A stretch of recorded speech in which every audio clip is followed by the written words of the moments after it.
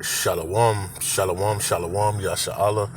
This is your boy, Brother Shamu Allah, back at you with another quick edifying video. Today's lesson is going to be called There Will Be Nowhere Safe in Babylon, right? Something to that effect. But first and foremost, I want to give all praises, honor, and glory. I want to say Kohola Yahawah, Bahasham, Yahawashi, Bahasham, Rawchaa, Qadash. That's all praises to the Heavenly Father, whose name is Yahawah, and His only begotten Son's name, who you ignorantly call Jesus, whose name is Yahawashi, right? And the Holy Spirit, which is the Rawchaa Qadash. Double honors to the apostles and elders of Great Millstone, who have ruled well through the Spirit and have fed and edified the sheep in these last days, and has pushed this gospel and this truth to the four corners of the earth in these last days. A mighty shalom to you brothers out there laboring on the highways and hedges, pushing this gospel and this truth and 100% doctrine and truth in these last days. A mighty shalom, right? So I came across this article it's from the Irish Star, and it says nuclear war map shows safest U.S. states to buy home in case of nuclear war, right? And we know, and we're going to go into some scriptures, that there's not going to be anywhere safe in Babylon, right? To be safe from the nuclear destruction, okay? So it says real estate experts have outlined the safest places to live in the United States in the event of a nuclear war. This map, which was created based on experts' advice, showed that rural areas which have good weather and access to farmland and water are the safest areas to live in this hypothetical scenario. It says the fear of a nuclear war has recently escalated, with Russian President Vladimir Putin threatening to use his nuclear arsenal after Russia's 2022 invasion of Ukraine. This escalation of threatening rhetoric has prompted many people to look into potential safe havens to live in the event of nuclear winter brought upon conflict.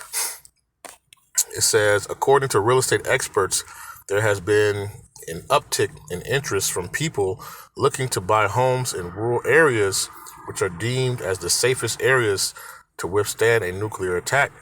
It says their access to farmlands and their warm climate, as well as water supplies, make them idyllic areas, I don't know how to say that, areas to relocate for people fearing a pending nuclear war, right? And it's all rhetoric. This is all, these experts, are no experts at all, right? Because if they knew the scriptures, they would know that this place is about to be utterly destroyed, right? Let's get it in the scriptures, okay? There's not going to be a safe place in the U.S., in Babylon, okay? There's going to be no safe place in Babylon, all right? Let's get it.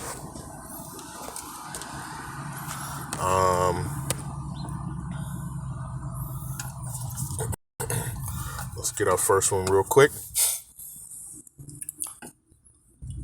We're going to go to the book of Jeremiah, right? Book of Jeremiah 50, right? And when you read, you see the title says the prophecy concerning Babylon, right? America is Babylon, right? The daughter of Babylon, the Chaldeans, right? Spiritual Sodom and Egypt, right? They're all these things, right? This is that those who are living here in Babylon or in the U.S., this is the place that's going to be destroyed utterly, okay? So it says, Jeremiah 50 verse 1, it says, the word of Yahawah spake against Babylon and against the land of the Chaldeans. It says by Jeremiah the prophet, okay? Let's just scroll down. It says, let's go to verse 9. It says, for lo, I will raise and cause to come up against Babylon an assembly of great nations from the north country and they shall set themselves in array against her. It says, from thence she shall be taken. Their arrows shall be as of mighty expert men. None shall return in vain, right? Because these nations are going to be angry at Babylon, right? These other nations, right? And the article was talking about, one of them, which is Russia, right? Gog of the land of Magog, okay? That's Russia. And guess what? Russia's going to kind of lead the cavalry, man, along with, and you can see these nations all kind of getting together right now amongst each other, okay? Hold on one second. Salakia. It says, their arrows shall be as of a mighty expert men, none shall return in void, right? Because they're going to be shooting their arrows. Those arrows are those ICBM missiles, right? Those nuclear weapons that they have, right? They're going to be shooting it at Babylon, right? To turn this place into, let's see.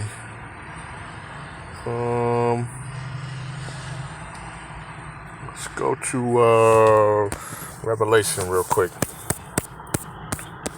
Right?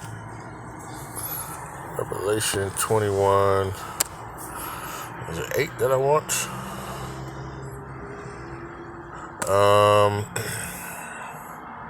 Here we go. This is Revelation chapter 21, verse 8. It says, but the fearful and unbelieving and abominable and murderers and whoremongers and sorcerers and idolaters and all liars shall have their part in the lake which burneth with fire and brimstone, which is the second death, right? And this place here is the lake of fire, Babylon, okay? And if you haven't noticed and you haven't, maybe you've been on a desert island or something, you just return back into Babylon. But if you've seen in the last few years, all these nations of people have been coming here to Babylon. You had Afghanistan people coming. You got people coming up from the border now, right? And it's not just the Northern Kingdom. Right now you got people, from Africa, from China, right? All these different places. They're all coming. They're all trying to get into Babylon. Why? Because this is going to be the place of the great sacrifice, like the scriptures say. Okay? Let's go back to Jeremiah 50. Right? And I think we were at 9. Okay. Let me see. Let's see. Yeah, let's start at verse,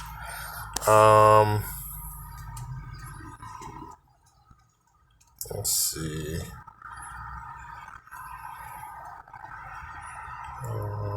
Let's go to, here we go. Let's just go to the 11, right? This is Jeremiah chapter 50, verse 11. It says, because ye were glad, because ye rejoiced, O destroyers of mine heritage, right? Because right now, the children of Israel, right? It says in the book of, what is that? The children of Judah and the children of Israel are oppressed together. Is that just? Let's see. I haven't used it in a long time.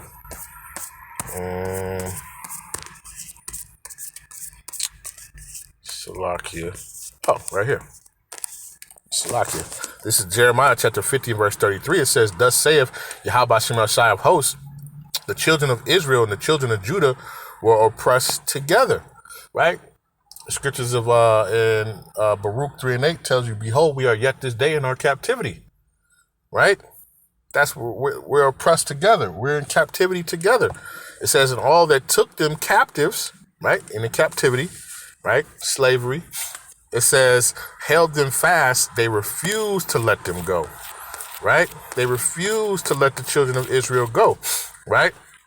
So it says, Back to verse 11, it says, "O ye destroyers of my heritage, because ye are grown fat as a heifer at grass and bellow as bulls, your mother shall be sore confounded. She that bare you shall be ashamed. Behold, the hindermost of the nations shall be a wilderness, a dry land, and a desert." Right? This place is going to be it's going to become a wasteland. Right? From one coast to the other coast. It says, because the wrath of Yahawashi, it shall not be inhabited. Right? So if it's not going to be inhabited, there's not going to be a safe place to be, to set up shop and wait out this destruction. No. Right? All these nations they're gonna use their ICBM missiles upon this place.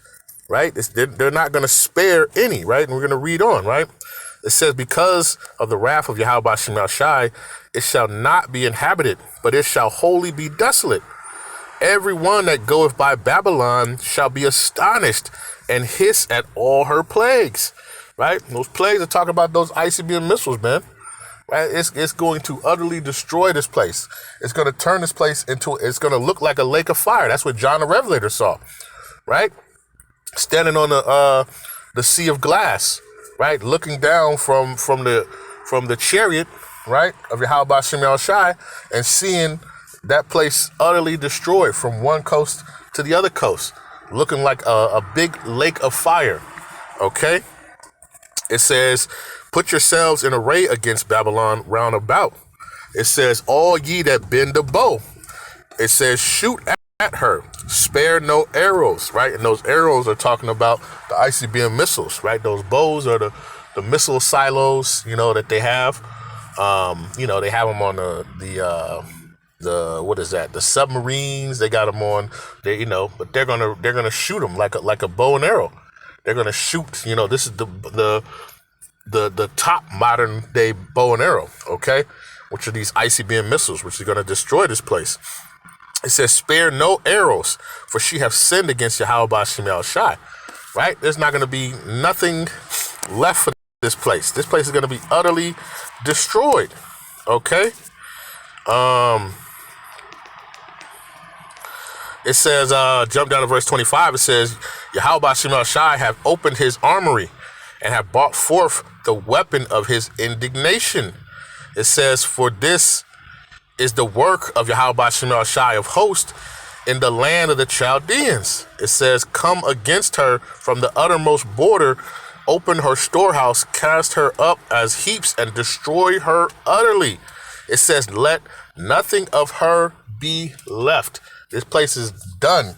You're not going to be able to try to get you some farmland in Kentucky or, Montana.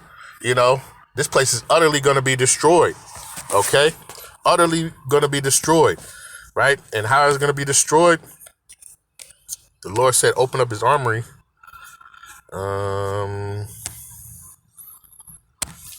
This is the book of Isaiah, chapter 54 and verse 16. It says, behold, I have created the smith that bloweth the coals in the fire. Right? So the Lord has put it on the spirit and has created, these scientists to create these nuclear weapons. Okay? That it says the coals, that bloweth the coals in the fire, right? It says, and that bringeth forth an instrument for his works. It says, and I have created the waster to destroy. And that waster is talking about those ICBM missiles, right? The Lord has set that up, put it in Esau's spirit to create these weapons, ultimately just to destroy his own self, okay? So this place is utterly going to be destroyed, right? And the scriptures tell you how long it's going to take, right? Revelation chapter 18, is it 9? Let's see. Or is it 11?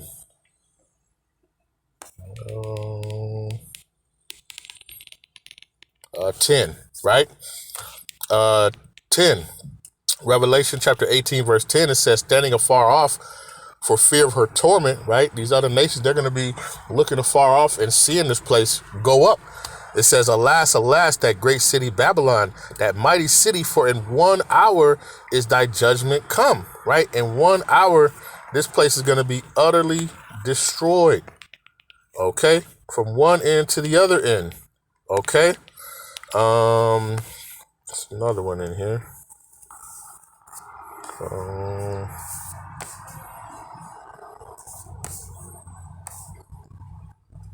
Let's see.